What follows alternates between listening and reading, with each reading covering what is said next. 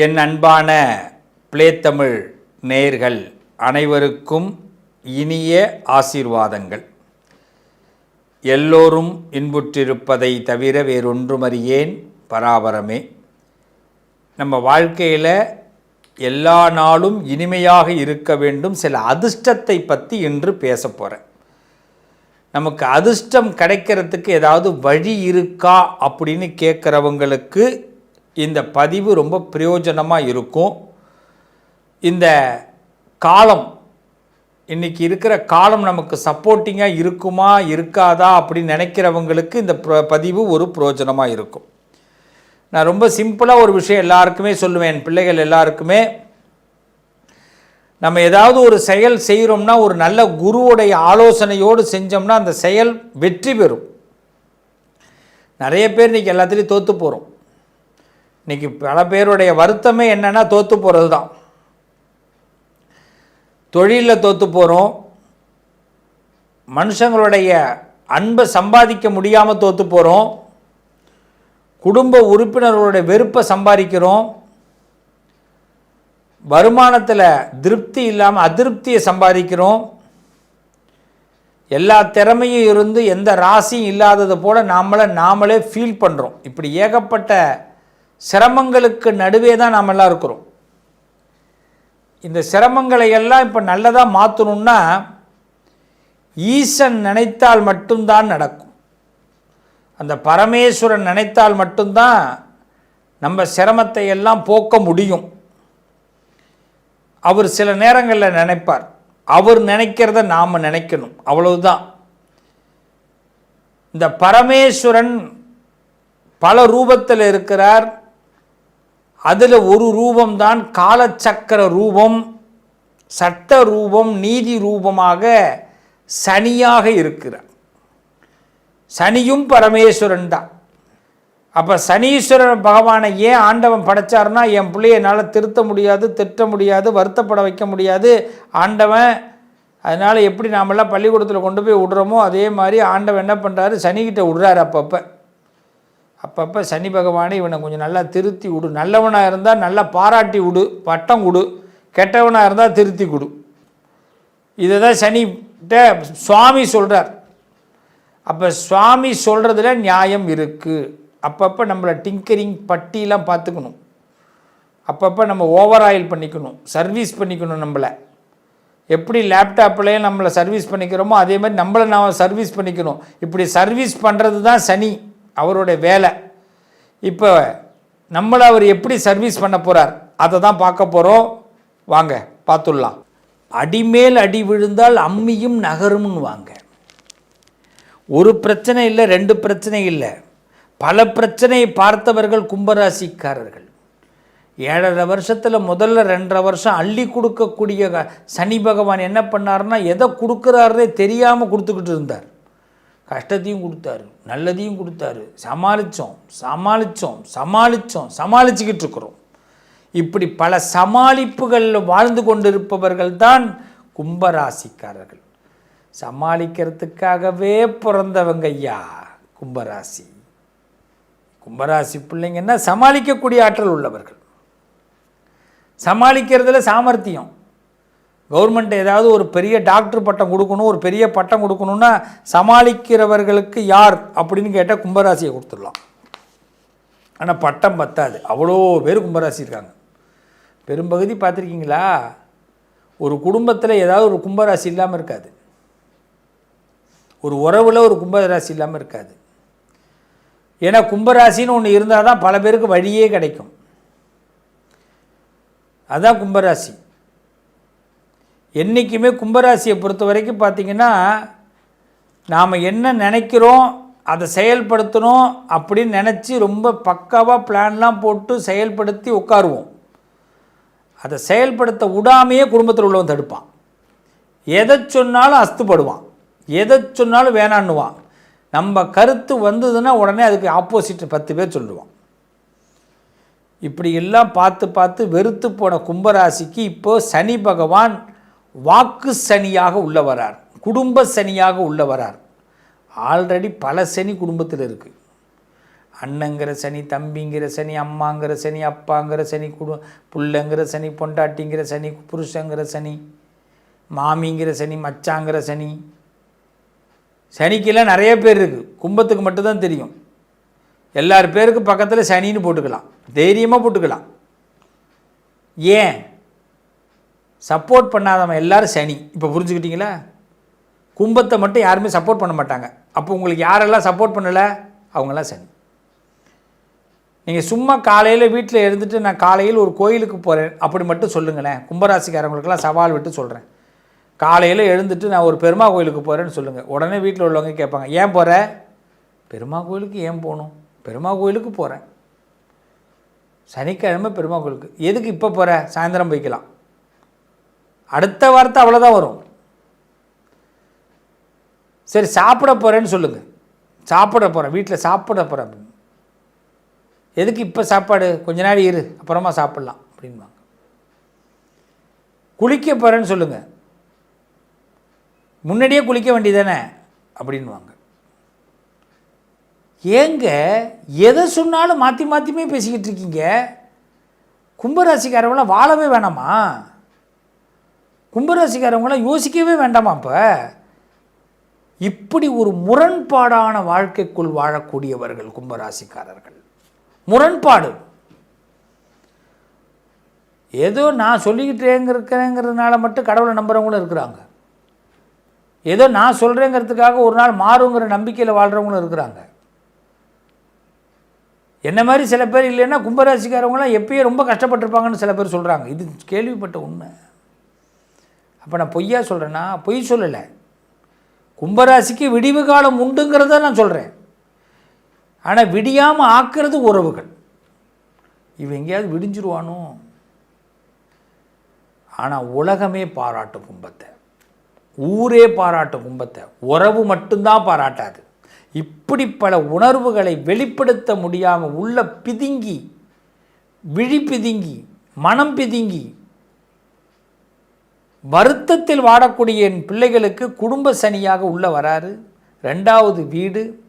அப்போ உங்கள் பக்கத்தில் இருக்கிறவங்க என்ன நினைக்கிறாங்க, யாரை நினைக்கிறாங்க, என்ன பேசுகிறாங்கங்கிறத உங்களால் இப்போ தெளிவாக தெரிஞ்சிக்க முடியும். இதை தான் சனி காட்டி கொடுக்க போகிறார்.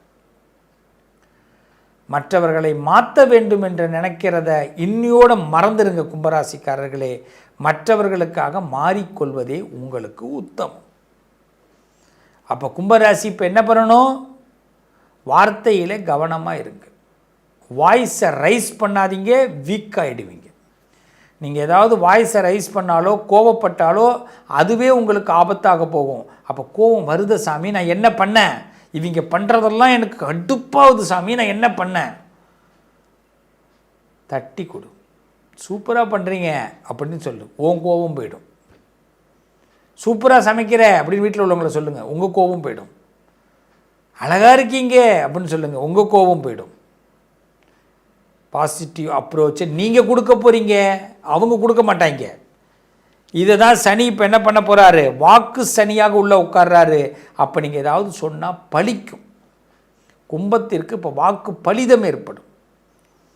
ஆனால் கெட்டதை சொல்லாதீங்க. கெட்டதை சொன்னால் அது நமக்கு உடனே பலிக்கும். அதனால் என்ன பண்ணுங்கள், கும்பராசிக்காரவங்க நான் சொல்கிறத தயவு செய்து கேளுங்க.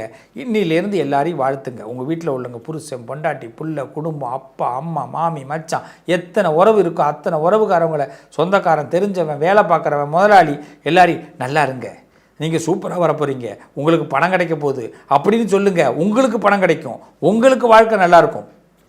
கார் வாங்க போகிறீங்கன்னு ஒருத்தவங்க சொல்லுங்கள், நீங்கள் கார் வாங்குவீங்க. இடம் வாங்க போகிறீங்கன்னு ஒருத்தவங்க சொல்லுங்கள், நீங்கள் இடம் வாங்குவீங்க. நீங்கள் உடனே சொல்கிறீங்களா, என்னங்க எங்கன்னா கும்பராசிக்காரன்னு அருள் வாக்கு சொல்கிறியா அப்படின்னு கேட்கலாம். எஸ், ஆமாம், சொல்கிறேன், சொல்லு. நீ நல்லா இருக்கணுங்கிறதுக்காக நான் சொல்கிறேன், நீ சொல்லு தங்கம். நீ அருள் வாக்கு சொல்லு தங்கம். இப்போ உன் வாக்கு பழிக்க போகுது தங்கம். என்ன சொல்கிறான்? வாக்கில் சனிங்கிறான், கெட்டது சொன்னால் பழிக்குங்கிறான். நீ உன் சொல்லால் கெட்டு போகிறேன்னு சொல்கிறான். எத்தனை பேர் சொல்கிறீங்க? சொன்னது சொல்லால் தானே கெட்டு போகிறேன். சொல்கிறதே நல்லதாக சொல்ல போகிறேன்டா. எப்படா நான் கெட்டு போவேன்? பார்த்துருவோம். அழிக்க நினைக்கிறவன் அழிக்கக்கூடியவன்டா கும்பராசி. அழிஞ்சிருவேன்னு நினைப்பீங்களா? அழிக்க முடியாத துருவங்கள் கும்பராசி, தெரிஞ்சிங்க. ஒருத்தனாலே அழிக்க முடியாது. சிவபெருமானுக்கு எப்படி 3 கண்ணோ கும்பராசிக்கு 3 கண்ணு, நெற்றிக்கண் உண்டு. அதனால் நீங்கள் ஓப்பனாக ஒன்று சொல்கிறேன், கும்பராசிக்காரர்களை நான் பெருமையாக பேசுகிறேன்னு நினைக்காதீங்க. உண்மையை நான் சொல்கிறேன். உங்கள் வாக்கில் பிரச்சனை வரப்போகுதுன்னு சொல்கிறாங்கன்னா அதே வாக்கை நல்ல வார்த்தையாக மாற்றிடுங்க. இந்த நிமிஷத்துலேருந்து ஒருத்தவனை பார்த்து நீ தேட்டர் வாங்க போகிறேன்னு சொல்லுங்கள், நீங்கள் தேட்டர் வாங்குவீங்க. நீ ஹோட்டலில் ஆரம்பிக்க போகிறேன்னு சொல்லி நீங்கள் ஹோட்டல் ஆரம்பிக்க போகிறீங்க. நீங்கள் பஸ்ஸில் போகிற என்ன சொல்கிறீங்கன்னு நடக்கும் சுவாமி. சின்ன கல்யாணம் ஆகாமல் இருக்கா, ஒருத்தனை பார்த்து கல்யாணம் ஆகாதவனை பார்த்து நீ சீக்கிரம் கல்யாணம் பண்ணிக்க போகிறடா, உனக்கு கல்யாணம் வழக்க நல்லா இருக்க போகுது, நல்ல பொண்ணாட்டி வரப்போகிறா, காதல் கல்யாணம் நடக்க போகுது சொல்லுங்கள், உங்களுக்கு அந்த கல்யாணம் நடந்துடும். இவ்வளோதான், அவ்வளோதான், மேட்ரை முடிஞ்சு போச்சு. இப்போ இதில் நம்ம என்ன சொன்னாங்க, நீ உன் வாயிலேருந்து வர வார்த்தை உனக்கு பிரச்சனையை கொடுக்க போகிறது. எப்படா கொடுக்கும்? நான் அந்த நல்ல வார்த்தை பேச போகிறேனே, சிவஸ்ரீ சொல்லிட்டாரு, நம்ம நல்ல வார்த்தை தான். இவ்வளோ தான் சிவஸ்ரீ. இந்த சிவஸ்ரீக்கு அவ்வளோதான் ஐடியா. நீங்கள் எதுவும் பரிகாரம் பண்ண வேண்டாம், கஷ்டப்படுத்த வேண்டாம், காயப்பட வேண்டாம், நல்லதை பேசுவோம். கும்பராசிக்காரர்களை ஒன்றுபடுங்கள், ஒன்றுபடுங்கள். ஒன்றுபட்டு ஒரே வார்த்தை, நல்ல வார்த்தை மட்டும்தான். பாசிட்டிவ்னா என்ன? வாழ்த்துக்கள். உங்கள் பிள்ளையே உங்களை பார்த்து பிரச்சனை பண்ணுது, கஷ்டப்படுத்துகிறாங்க அப்படின்னா கூட அந்த பிள்ளைங்களுக்கு நீ நல்லா இருக்க போகிறப்பா, நீ இப்போ பேனா வாங்க போகிறப்பா, பென்சில் வாங்க போகிறப்பா, இப்போதைக்கு உனக்கு இது கிடைக்க போகுதுப்பான்னு சொல்லுங்கள், உங்களுக்கு கிடைக்கும். அதில் சந்தோஷமும் கிடைக்கும். சனி கொடுக்க போகிறார். அதனால் வார்த்தையில் பேசும்போது நல்ல வார்த்தையை பேச போகிறோம், வைப்ரேஷனான வார்த்தையை பேச போகிறோம். பேசுவோமா? காசு இல்லை, கடன் இல்லைன்னா எதுவுமே சொல்ல வேணாம். கல்லாப்பெட்டியை நிரப்புறதுக்கு ஐடியா பண்ணுங்கள். வருமானம் பெருக போகுது, வசதி பெருக போகுது. அதுக்கு நீங்கள் நிறையா வாழ்த்துக்களை மட்டும்தான் இப்போ சொல்லணும். ஒருத்தன் பிஸ்னஸ் பண்ணுறான்னா அவனை பார்த்து சொல்லுங்கள், அண்ணே பிஸ்னஸ் உங்களுக்கு நல்லா வரும்னே, கண்டிப்பாக நீங்கள் நல்லா வரப்போறீங்கண்ணே, உங்கள் பணம் உங்களுக்கு நிறைய கிடைக்க போகுதுன்னு சொல்லுங்கள், உங்களுக்கு பணம் கிடைக்கும். செஞ்சு பாருங்கள் கும்பராசிக்காரர்களை. மனசை தொய்வு அடைஞ்சிடாதீங்க. இந்த உலகத்தில் நம்மளை தோக்கடிக்கிறதுக்கும் நம்மளை துரத்துறதுக்கும் நிறைய உருவங்கள் ஓடி வந்துக்கிட்டு இருக்கிறாங்க. அவங்களையெல்லாம் ஓடி விரட்டணும். நம்மளால் மட்டும்தான் முடியும். கும்பம்ங்கிறது ஒரு பெரிய மலை, தொடர்ச்சி மலை மாதிரி. கும்பத்தை யாராலையும் வெல்ல முடியாது, உடச்சி தள்ள முடியாது. அதனால் கும்பராசிக்காரர்கள் உடைஞ்சிடாதீங்க. சனி உடைக்க மாட்டார், உங்களை உருவாக்க போகிறார், உங்களை உயர்த்த போகிறார். அந்த நம்பிக்கையோடு இந்த சனி பயிற்சியை பாருங்கள், நல்லது நடக்கும். இந்த பரிகாரம்னும் போது எல்லாரும் பண்ணுற ஒரு பெரிய தப்பு என்ன தெரியுமா? யாருக்கு தெரியாமல் போய் பண்ணிட்டு வரோம், அதுதான் தவறு. அங்கே தான் பிரச்சனைகள் முடியவே மாட்டேங்குது. பரிகாரத்தில் கூட 4 பேருக்கு சொல்லிட்டு செய்ய சொல்லலை, தெரிஞ்சு பண்ணுங்க. என்றைக்குமே ஒரு மனுஷன் வீட்டில் ரொம்ப சந்தோஷமாக இருக்கேன் அப்படிங்கிறத நம்ம ஸ்டேட்டஸ் போடுறோம், அதனால் பல இழப்புகளை சம்பாதிக்கிறோம். அப்பப்போ சில ஸ்டேட்டஸை சோகமாக வைங்க, அப்பப்போ சில வருத்தங்களை பதிவு பண்ணுங்க ஸ்டேட்டஸ் மூலமாக, நண்பர்களுக்கு, சொந்தக்காரவங்களுக்கு, தெரிஞ்சவங்களுக்கெல்லாம். அப்போ குடும்பத்தில் மற்றவங்களாம் ரொம்ப சந்தோஷப்படுவாங்க. என்றைக்குமே நல்லா தெரிஞ்சிங்க, உங்கள் உறவு தான் நீங்கள் கொஞ்சம் கீழே இறங்குனா சந்தோஷப்படும். உங்கள் உறவுகள் தான் நீங்கள் வருத்தப்பட்டால் சந்தோஷப்படும். உங்கள் உறவுகள் தான் ஃபினான்ஷியலாக நீங்கள் டவுன் ஆனால் ரொம்ப சந்தோஷப்படுவாங்க. உங்கள் உறவுகள் தான் உங்கள் வீட்டில் ஏதாவது தேவை நின்று போயிட்டுனா ரொம்ப சந்தோஷப்படுவாங்க. அப்போ உறவுகளை எப்படி சந்தோஷப்படுத்தி பார்க்கணுன்னா ரொம்ப சிம்பிளாக சொல்கிறேன். நீ கஷ்டப்படுற மாதிரி, வருத்தப்படுற மாதிரி, வேதனைப்படுற மாதிரி அப்பப்போ பாவலா காட்டு, அவன்லாம் சந்தோஷப்படுவான். அதில் உனக்கு வந்த கஷ்டம் போயிடும். இதுதான் 12 ராசியும் செய்யணும். யாரும் இழிச்சவங்க கிடையாது, இழைச்சவங்க கிடையாது. என்றைக்கு ஒரு மனுஷனை ரொம்ப நம்புகிறோமோ அவன் நம்மளை ரொம்ப சுரண்ட போகிறான்னு அர்த்தம், வேதனைப்படுத்த போகிறான்னு அர்த்தம். அப்பப்போ அவனுக்கு நம்ம கொஞ்சோண்டு திருப்தி ஏற்படுத்தணும். விட்டுட்டேன், கொஞ்சம் லாஸ் ஆகிடுச்சு சார் அப்படின்னு சொல்லணும். என் பொண்டாட்டி என்னை திட்டா, என் புருஷன் என்னை திட்டான், கடிச்சு புட்டான்னு கூட சொல்லுங்க, தப்பு இல்லை. என் ஃப்ரெண்டு என்னை ஏமாத்திட்டான், என்ன பண்ண, என்னடா சோகமாக இருக்கேன்னு எவனாவது வாரம் ஒரு தடவை உங்களை கேட்கணும். என்னடா வருத்தமாக இருக்கேன்னு கேட்கணும். ஏன் சார் இப்படி ஆயிட்டீங்கன்னு கேட்கணும். ஏன் சார் உங்களை ஏம்மா இப்படி டல்லாக இருக்கிறே அப்படின்னு கேட்கணும். ஏம்மா பொலிவிழந்து போயிட்டேன்னு கேட்கணும். இப்படி கேட்க தூண்டுங்க. என்னடா இப்படிலாம் பேசுகிறேன்னு நினைக்கிறீங்களா? அவங்களுக்கு ஒரு சந்தோஷம்,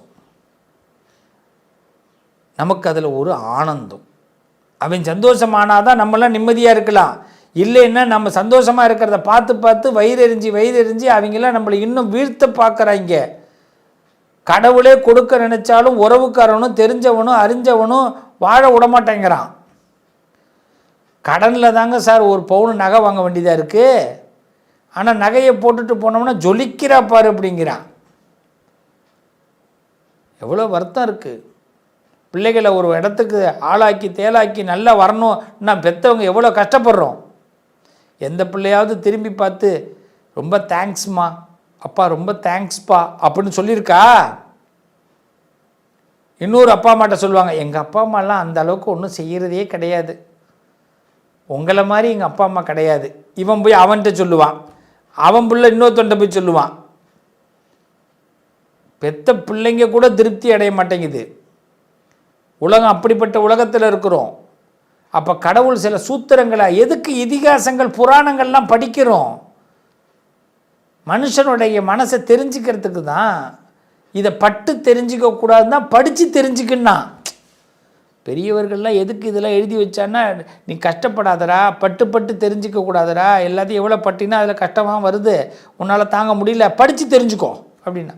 நம்ம என்ன பண்ணுறோம்? படிக்கவும் மாட்டேங்கிறோம், பட்டு தான் தெரிஞ்சுக்கிறோம். அதனால் இந்த சனிப்பெயர்ச்சியில், இந்த சனிப்பெயர்ச்சி உங்களுக்கு சங்கடத்தை கொடுக்க மாட்டார். முதல்ல அதை நம்புங்க. சங்கடம்ங்கிறது நம்ம பக்கத்தில் இருக்கிற சங்கடத்தினால தான். எல்லாம் சங்கடம், உறவு தான் சங்கடம். அது எந்த உறவு வேணாலும் நீங்கள் வச்சுக்கிங்க, அதுதான் சங்கடம். யார் மேலே அதிகமாக நம்பிக்கை வைக்கிறீங்களோ அது சங்கடம். யார் மேலே அதிகமாக பணத்தை கட்டுறீங்களோ அது சங்கடம். இனிமேல் சங்கடத்தெல்லாம் பார்த்து சமாளிங்க.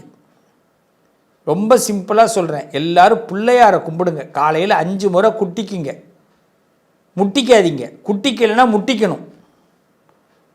5 டைம்ஸ் இப்படி குட்டிக்கிட்டிங்கன்னா புத்தி நல்லா வேலை செய்யும், பிரெயின் நல்லா ஆக்டிவ் ஆகும். குட்டிக்க மறந்துட்டோம்னா செவுத்தில் போய் முட்டிக்க வேண்டியதான். தப்பு பண்ணிட்டனே. பிராணாயாமம் பண்ணணும். மூக்கை நல்லா அப்படி மூச்சை இழுத்து விடணும் 5 டைம்ஸ். அப்போ தான் உள்ளே இருக்கக்கூடிய சுவாசங்கள்லாம் நமக்கு நல்லா சீராக வேலை செய்ய ஆரம்பிக்கும். இது சீராக வேலை செய்யலைன்னா நாம் சிறப்பாக வேலை செய்ய முடியாது, டென்ஷன் ஆகிடுவோம். தோப்புக்கரணம் போடணும். காலையில் பிள்ளையார் கோயிலில் தான் போய் போடணும், இல்லை வீட்டிலே போடலாம். நல்லா மண்டிட்டு போடணும். முடியாதவங்க அட்லீஸ்ட் பாவனையாவது தோப்புக்கரணம் போடணும். 2 காது இப்படி மாறி. அப்போ தான் ஞாபக சக்தி வளரும். நம்ம நிறைய மறந்துடுறோம். நல்லதை மறக்கிறோமோ இல்லையோ, கெட்டதை மறக்கக்கூடாது. சில பேர் பண்ண கெட்டதை தான் ஞாபகம் வச்சுக்கணும். சில பேரோட குணத்தை மறந்துடக்கூடாது. நம்ம பண்ணுற பெரிய தப்பே அவன் பண்ண தப்பை மறந்துட்டு, அவன் குணத்தை மறந்துட்டு, அவனோடையே நம்ம பாராட்டுவோம், பழகுவோம், திருப்பி நம்மளை ஏமாற்றுவான். திருப்பி பாராட்டுவோம், பழகுவோம், திருப்பி ஏமாற்றுவான். ஞாபகம் வச்சுக்கணும் டெய்லி. இதுக்கு தான் காலையில் பிள்ளையாரை கும்பிட்டது. இதுமாரி இப்படி தான் நினச்சி கும்பிடணும் பிள்ளையாரை, ரைட்டா? அவரை புத்திசாலித்தனத்தை கொடுக்குறார், பிரத்யேகமாக நம்மளை அறிவு புரட்சி பண்ண வைக்கிறார். அதான் பிள்ளையார்.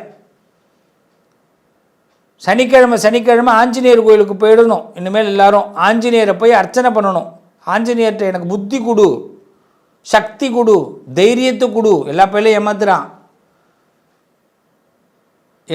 எல்லாருடைய வாழ்க்கையிலுமே ஒன்று நல்லா தெரிஞ்சுங்க, உங்களோட மைனஸ் என்னன்னு தெரிஞ்சுட்டு உங்களை ஏமாத்துறான். இதுதான் உலகம். அதனால் ஆஞ்சநேயரை கும்பிடுங்கோ. இந்த சனி பெயர்ச்சி சகல நன்மையும் கொடுக்கும். நம்பி இருங்கோ, நல்லது நடக்கும். மீண்டும் உங்களை சந்திப்போம். வாழ்த்துக்கள்.